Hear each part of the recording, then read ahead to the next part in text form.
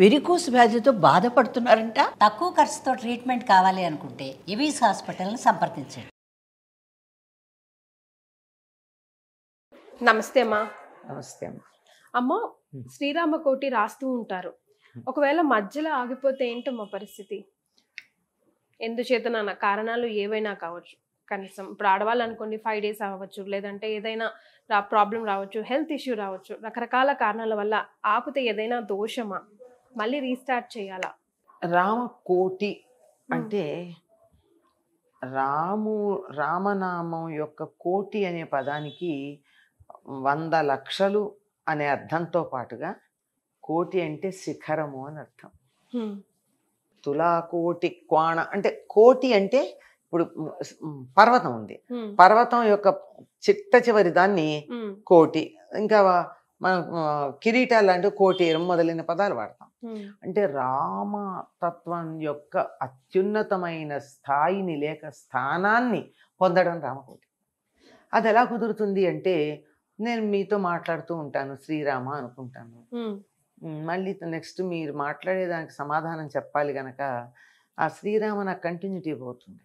అవును కదా. మీ మాటలు వింటూ ఉంటే నాలుక శ్రీరామ అంటూ ఉన్న బుర్రలో రాముడు ఉన్నాడా? నాలుక రామ అంటోంది. కానీ చాలా మంది టీవీ పెట్టు కూర్చుని పక్క వాళ్ళతో మాట్లాడుతూ రామకోటి రాసిస్తూ ఉంటారు కదా. ఫస్ట్ మిస్టేక్ అమ్మా అది. అసలు పెద్ద మిస్టేక్ అదే. అంతే కదా. ఎందుకు రాస్తున్నాము? రామరామ నోటితో అంటే సరిపోయి దాన్ని కూర్చుని ఎందుకు రాస్తున్నాం? ఇప్పుడే చెప్పాను కదా, నోటితో అంటూ ఉంటే ఎదుటి వాళ్ళ మాటల మీదకి నా మనసు వెళ్ళి నాలికేమో రామ అంటోంది, బుర్రేమో రామ్మ అంటోంది. సరిపోయింది కదా. ఇంకేమిటి ఉపయోగం? ఏమిటి? అంతేగా. ఇప్పుడు టేప్ రికార్డర్లో నాకు రామకోటి కావాలి అని చెప్పి ఒక ఆయన చేశాట. రామకోటి రాయాలని చెప్పి అప్పట్లో ఇవి లేవు మనకి, ఇంకా ఈ కంప్యూటర్ అదంతా లేదు. శ్రీరామ అని అచ్చు తయారు చేయించాడు. అచ్చు పుస్తకాలు ఉంటాయి కదా, అట్లాంటి పెద్ద బ్లాక్ చేయించాడు. ఒక పేజ్లో ఎన్నో వస్తాయి, ఇటో 10 ఇటో 20 ఎన్నో ఉంటాయి కదా అన్ని. అట్లాంటి గబా గబా గబా గబా గబా గబా గబా ప్రింట్ చేయించేశాడు. రామకోటి అయిపోయింది. కానీ అలా చేసినా కూడా రామ అన్న పదానికి పవర్ ఎట్లయినా వచ్చేస్తుంది కదమ్మా. ఉంటుంది అంతవరకు. ఫలితం రాకపోయినా పూర్తిగా రాదు. ఏదో రాసేది చెత్త కాకుండా రామ రాశాడు గనక కనీసం రామకోటి ఎన్నో పేజీ, రామకోటి ఎన్నో పేజీ అన్నాడు గనక రామకోటి ఎన్నో పేజీ అన్న వరకన్నా ఉందంతే. కానీ నిజంగా రామకోటి అన్నది ఏంటంటే అత్యున్నత స్థాయి అని అర్థం. 1,00,000 కోట్లు 100 లక్షలు అని అర్థం కూడా ఉంది. అది పూర్తి చేయడానికి ఏమిటంటే శ్రీరామ అని రాసేటప్పుడు ఏం జరుగుతోంది? చెయ్యి రాస్తోంది గనక వేరే పని చెయ్యదు. నోటితో శ్రీరామ అంటున్నా గనక నాలుగు ఇంకో మాట అంటల్లా. రాసేది సరిగ్గా ఉందో లేదో, శ్రీ రాకుండా శ్రీమా అని కూడా రాయొచ్చు. బుర్ర ఇక్కడ లేకపోతే ఎగిరిపోతుంది, అయితే మా ఎగిరిపోతుంది. అట్లా ఎగిరిపోకుండా ఉండాలని జాగ్రత్తగా శ్రీరామ అంటున్నప్పుడు ఇది బుర్ర అక్కడ ఉంది. రాసేది సరిగ్గా ఉందా లేదా చూడడానికి కన్ను అక్కడ ఉంది. అట్లా చూడడానికి టీవీ చూస్తూ ఉంటే శ్రీరామ రాయలేనుగా. రేడియో వింటూ రాయగలనేమో గాని టీవీ చూస్తూ రాయలేను. అందుకని ఇంద్రియాల్లో కనీసం 4 ఇంద్రియాలు అక్కడ ఉంటాయి రాస్తూ ఉంటే. అప్పుడు మనకి రామ అనేది శ్రీరామ అని రాసేటప్పుడు ఈ భావన మనసులో ఉండి చెయ్యదు చేస్తూ నోట్తో ఆ మాట అంటూ చెవితో ఆ మాట వింటూ మనం చేస్తాం గనక 4 ఇంద్రియాలు అక్కడే ఉన్నాయి కనుక ఫలితం ఉంటుంది. అందుకు రాయాలి శ్రీరామ అని.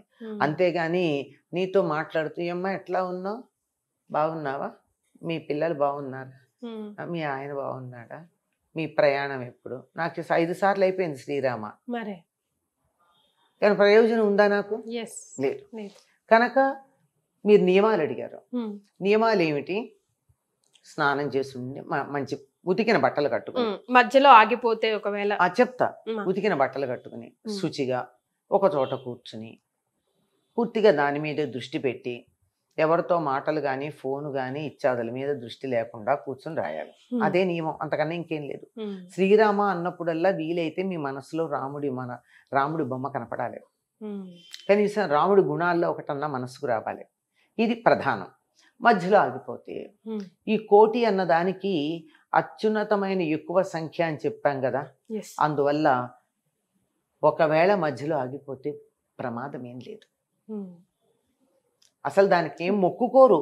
రామకోటి రాస్తామంటే నాకేదో ఈ కోరిక తీరితే రాస్తామనో, ఇన్ని రాస్తే నా కోరిక తీరుతుందనో ఎవరు రామకోటి రాయరండి. Hmm. ఇష్టంతో. ఇష్టం, రాముణ్ణి తలుచుకోవడం ఇష్టం గనక రాస్తారు. అది ఎన్నిసార్లు వీలైతే అన్నిసార్లు, లెక్క పెట్టడానికి వీల్లేనన్ని సార్లు రాయొచ్చమ్మా. ఇన్నిసార్లు అని చెప్పేదే కాదు, కొంతమంది రాస్తే కోట్లు అయినాయి. Hmm. నాకు తెలిసిన వాళ్ళే ఉన్నారు, కోట్లు, కోటి కాదు. Hmm. ఎన్ని రాసామంటే ఏమో తెలియదమ్మా, ఇన్ని పుస్తకాలు రాసా, ఎన్ని పుస్తకాలు అన్ని పుస్తకాలు అవన్నీ లెక్క పెడుతుంటే 2.5 కోట్లు అయినాయి. Oh. ఆవిడ రాసిన పుస్తకాలని లెక్క కడితే. ఎట్లా రాస్తారమ్మా? పెద్ద ఆవిడమ్మా, 80 ఏళ్ళ ఆవిడ. Hmm. పొద్దున 3:30కి లేచి Hmm. స్నానం చేసి కూర్చుని 6 గంటల దాకా రాస్తుంది. Oh, 3 గంటలు. రాశాక వాళ్ళ అమ్మాయి లేచి కాఫీ ఇస్తే చక్కగా తాగి కాసేపు అటు ఇటు పని చేసుకుని దేవుడి దగ్గర ఏమన్నా ఉంటే సర్దుకుని ఈ లోపల ఇంకేదైనా కార్యక్రమాలు ఉంటే చూసుకుని మళ్ళీ 7:30, 8 కల్లా స్నానం చేసి మళ్ళీ కూర్చుంటుంది రాయడానికి 12 గంటల దాకా. Hmm. ఆ తర్వాత విశ్రాంతి, భోజనము, విశ్రాంతి. సాయంకాలం మళ్ళీ చాలామందికి పూర్వకాలం వాళ్ళకి మళ్ళీ సాయంత్రం స్నానం చేసే అలవాటు ఉంది కదా, Hmm. సాయంత్రం స్నానం చేసి ఏదో ఓపిక ఉన్నంతసేపు గంటో గంటన్నరో రాసేది. ఎన్ని పుస్తకాలు రాసిందో ఎంత రాసిందో కూడా తెలియదు. తన డైలీ రొటీన్ లో రొటీన్లో భాగం అయిపోయి. అది రాసేటప్పుడు టీవీ చూడడం కానీ ఇతరులతో మాట్లాడడం కానీ చేయదు.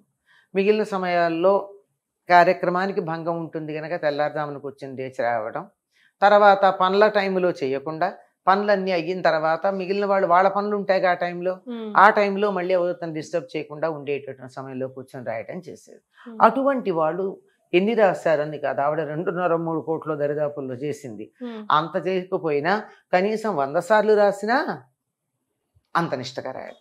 మరి Hmm. అమ్మ, ఫలితం ఎక్స్పెక్ట్ చేయకుండా రాసే వాళ్ళు ఒకరైతే, ఫలితం గురించి ఆశిస్తూ రాసే వాళ్ళు ఒకరు ఉంటారు కదా. సో రామకోటి రాస్తే ఎలాంటి ఫలితం వస్తుందంటారు? అసలు రాముణ్ణి తలుచుకునే వాళ్ళే పెద్దగా ఫలితాన్ని ఆశించి చేయరమ్మా, ముక్తి కోరుకుంటారంతేను. Hmm. అంచేత రామకోటి రాస్తే ఏ ఫలితం ఎట్లా వస్తుందంటే, త్యాగరాజుల వారి జీవితం ఉదాహరణ. ఆయన తీసుకెళ్ళడానికి రామబంట్లు వచ్చారు, Hmm. విమానం వచ్చింది. ఆ విమానంలో ఆయన సశరీరంగా వెళ్ళిపోయాడు అంటారు. శరీరం ఇక్కడే ఉందనుకోండి, ఆయన జ్యోతి రూపంలో వెళ్ళిపోయాడు Hmm. కనుక ఊర్ధ్వలోకాలకి చాలా తేలిగ్గా వెళ్ళిపోతారు, ఉద్ధరించబడతారు. అదే. కింద పట్టుకుని బంధించి కిందకి లాగేవేమి ఉండవు రామనామం చేసేవారికి. Hmm. అందుకోసం అయినా చేయాలి. అంతే, తప్పనిసరిగా భారతదేశంలో పుట్టినందుకు వాల్మీకి రామాయణంలో ఉన్న రాముణ్ణేమో కృతజ్ఞతతో తలుచుకోవాలి, మానవులకి గౌరవం ఇచ్చాడు గనక. Hmm.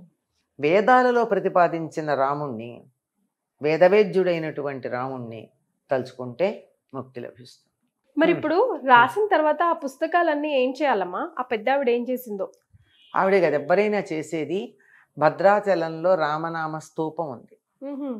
ఇవన్నీ అవును. తీసి చక్కగా ఒక చోట వేసేసి దాని మీద ఒక కట్టడం, ఒక స్తూపం కట్టేశారు. అట్లా చాలా చోట్ల ఉన్నాయమ్మా రామకోటి రాసినటువంటి గ్రంథాలని వాటిని పాడు చేయడం, చెత్తగలకి వాడడం చేయకుండా Hmm. వాటన్నిటిని తీసుకెళ్ళి అలా స్తూపాల్లో పెట్టేస్తారు.